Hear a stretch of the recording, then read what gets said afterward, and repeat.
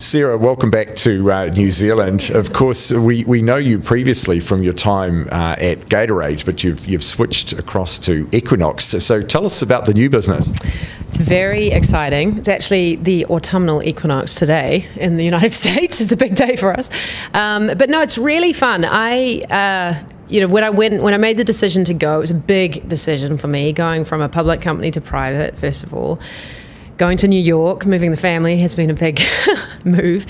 But I think now that I'm there, I realize it was such an amazing decision for me because I feel like everything in my career has come full circle to lead up to this. So starting at Air New Zealand, I learned so much about the service experience, which I need to now apply where I am, obviously through Nike and Gatorade. It just feels like everything has come together at the right time, so it's fun. What is Equinox? For obviously not a brand we're familiar with in this country, but it's kind of redefining premium end fitness in the United States.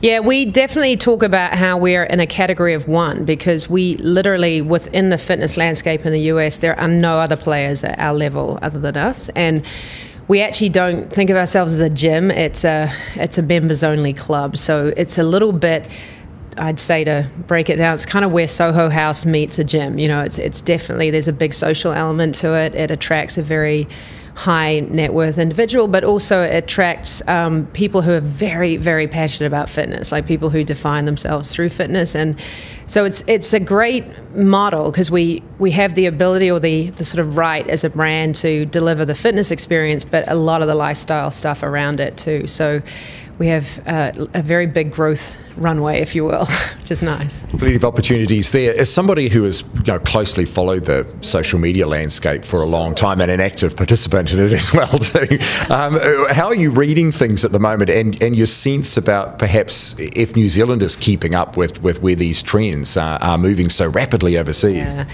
I think we're definitely at the tipping point right now of, I think, every company suddenly hitting that place where I can't ignore it any longer and you got to jump in. And those who are not jumping in are definitely getting left behind. I talked a lot about this morning. I just think it's amazing how many companies that there's this tidal wave of information that your own consumers are giving to you, leaving information for you that companies just don't even know, not responding.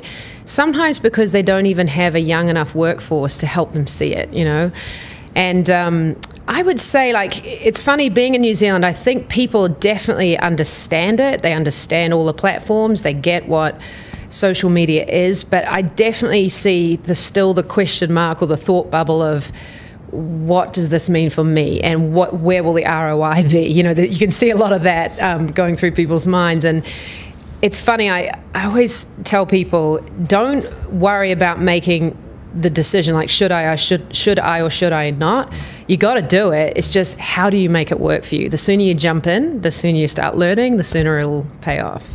We know that New Zealand, as a country, we're always a little bit reticent. We're not exactly social extroverts. Yeah. Is this challenging? Is this part of the reason? Do you think there might be? This is challenging us on our value set. That's a really interesting question. I hadn't actually thought of that, but you are right. I look at even my own behavior on social media. I shared with you. You and I talked about how we were both, I think, in the early eras of social media just choosing to jump in. And I remember at the time going, this is weird. Why am I talking so publicly, out there about what's going on with my business, et cetera? But you have to just get over that. You have to get over yourself and go, if I don't, other people are, and I'm falling behind. And it's a really interesting point because I'm sure the cultural thing or the tall poppy thing, whatever it is, plays into it is that normal? Should I be doing it? But it's funny, I think, even as executives, look at the position for me running a company. If I don't do that, there are other people who are building their brands in really powerful ways that will, take competitive share from me. So I've got it. It's a part of the job now. You just have to do it. Is it a global phenomenon? Do you sense that America is clearly occupying this space so strongly because it plays into their strengths so strongly? Does New Zealand have to define its own paradigm for this area, do you think?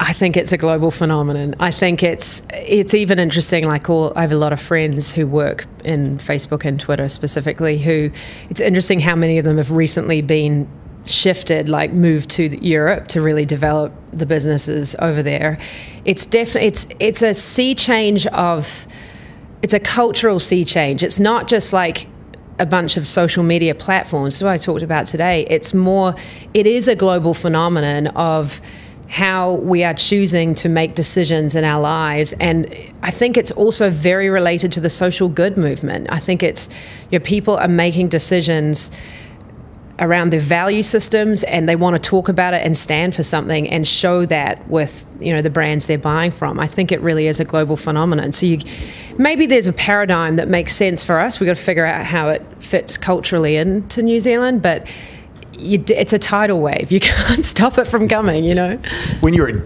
Gatorade, you famously set up this sort of mission control, this command center, which effectively monitored every single piece of social media that was going through this. I mean, it's a huge undertaking for a company the size of Gatorade to undertake. But is that the model, do you think, that more companies ultimately will have to be moving towards? I do. I think you have no choice but to. And it's interesting, like in my business now, we're a service business. So it is just a natural extension to what you already do, so it kind of makes it a little bit easier. Whereas for Gatorade, it's a product company, so beginning that journey was really hard because, it's scary. What do you do when you put a piece of advertising out there and people are slamming it? Like, it's scary for people, but the best thing you can do is engage in that conversation and help them have them tell you why, and then it just builds so much equity in the brand, the fact that you're willing to have that conversation. And I tell people all the time, don't be scared of the bad stuff, because the bad stuff is inevitably what turns into that advocacy because you took the time to engage and respond, Does this challenge the bean counters, though? Because, the CFOs are going to say, show me the value here. Show me how this is driving to the bottom line. Is that a part of the equation that we don't yet fully understand? I think you're right, but I would also say, have we ever understood the value of TV advertising? I mean, we model it, we try to make ourselves feel good, but I think in the end, you have to, it's art and science, and what we do a lot of at Equinox, what we did at Gatorade as well, is a lot of tracking of just overall sentiment and conversation around the brand in different markets. And it is 100% inevitably a leading edge indicator to when you see issues at the retail shelf. So that's the thing about social media. It's actually, I think, much easier to see the ROI because you're going to have to stick with it for a couple of years to understand those trends and react to them. But there's no question, there were so many times once we got used to it and we could identify what people, when something was a leading edge negative indicator, we were so much better at getting on top of it, reacting to it, and helping to get the business back on track. So. And this ultimately was the driver for the turnaround of Gatorade's performance. I think so, because I think the day we put mission control into the building was the day we culturally shifted the whole company. So the marketing team were always on board with the journey of where we were going. But if you think about your average finance guy or your sales guy, for them, this was a whole world that I have no idea what you're talking about. I don't understand why we would walk away from consumers and go, all this stuff.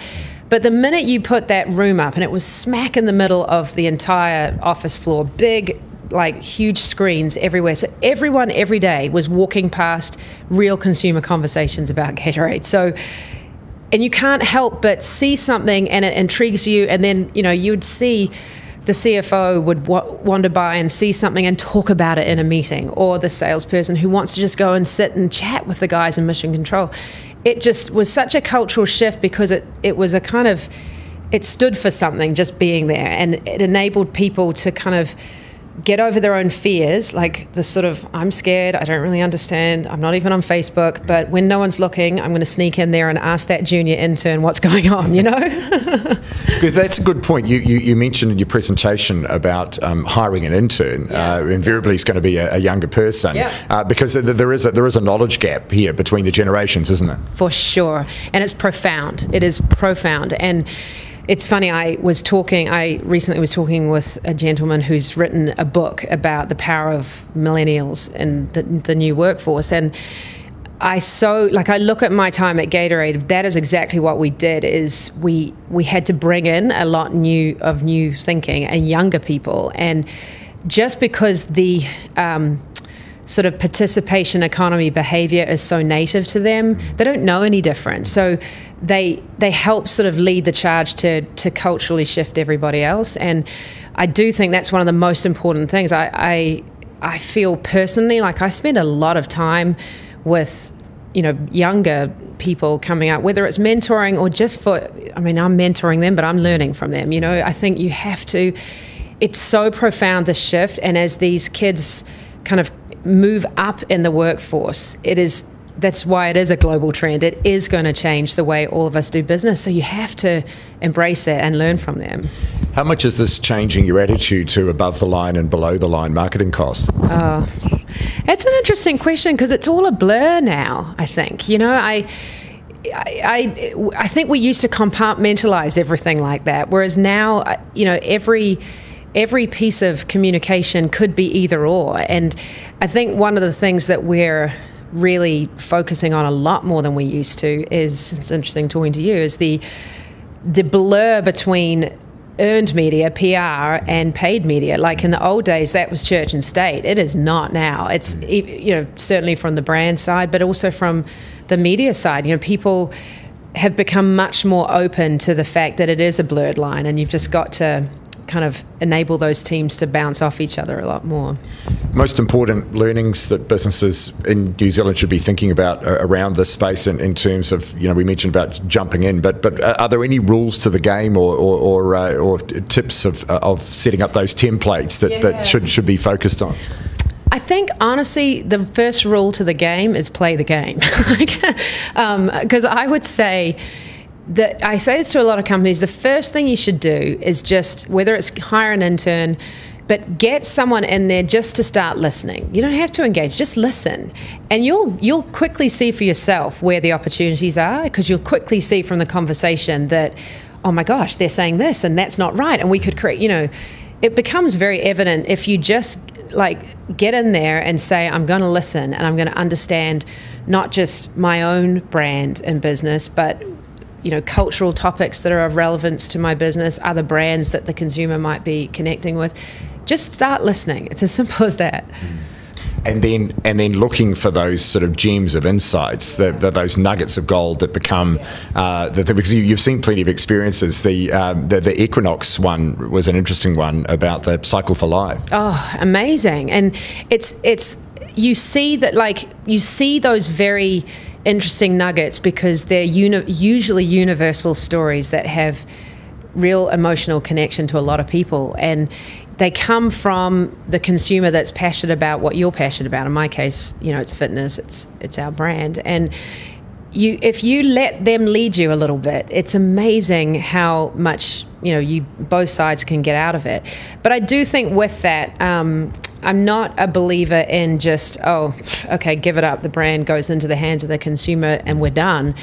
You have to have a strong point of view before you can do that. You have to know what's in and what's out and what is on brand and what makes sense for your for you to work with your consumers on. But if you do have a strong point of view, inevitably their ideas coming to you are going to match it. So, but be prepared to go with the flow. Yeah, absolutely.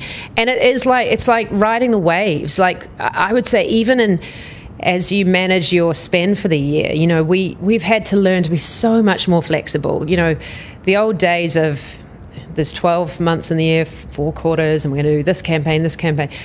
Sometimes we would find something we thought was going to hit didn't, but then another little thing did, and you just ride that one and grow it and do more with it. You just have to learn to be more flexible to go with the flow.